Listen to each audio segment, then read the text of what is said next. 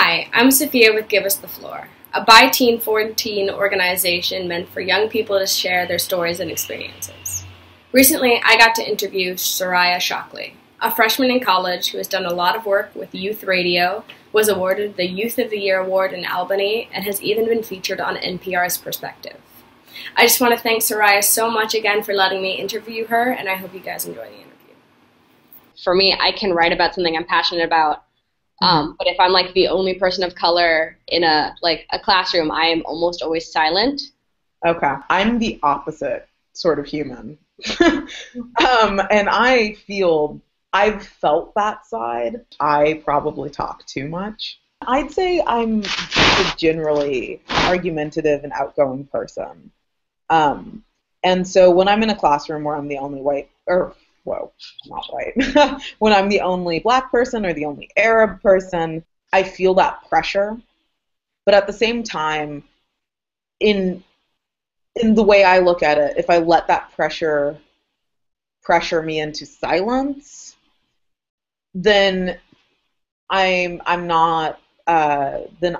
personally sanitizing my own voice. Yeah. It's one thing for someone else to shut you up, but to shut yourself up, in my mind, that's a worse crime. Like, there's times when you feel like, when it's awkward, when the room might feel hostile, but at the same time, I've just gotten to a point in my life where I just wouldn't be able to do that to myself. If I have an opinion, if I have a story I want to share that I think will enrich the room, then I've gotten to a point where I'm willing to do that no matter what. But it takes time, I think. And eventually you get to the point where speaking and voicing your own words that you write on paper is also powerful. It's one of my favorite things about writing is that you get to have this distance. Yeah. But then there was a certain point where I wanted more than just the distance, and I wanted an in-person. I wanted to argue with people in person.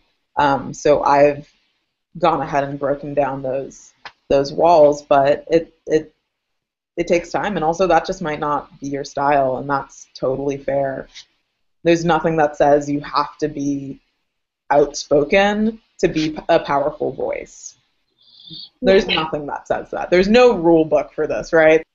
There's no reason that you should do anything that you do not want to. But I would say one caveat to that.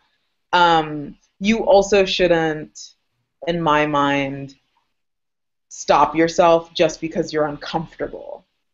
There's a difference between being uncomfortable and then just not wanting to do something. If you don't want to do it, don't do it. But if it's just because it makes you uncomfortable, give it some consideration, whether that uncomfortableness is enough to stop you.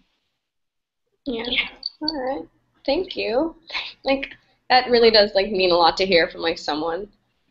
Hopefully having an outlet for your own truth, whether that's through art, whether it's through writing, whether it's through public speaking, I don't think it really matters as long as you have that option.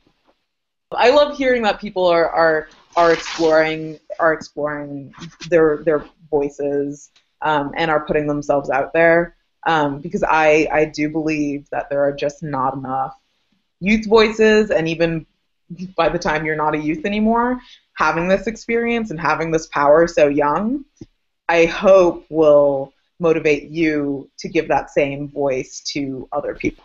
For me, as I get older as well, gives me that perspective that will be rooted in me for eternity. Starting the fire young and then passing down the torch almost. Yeah. Yep. It's all about continuation. Yeah. Kind of just starting that dialogue, like you said.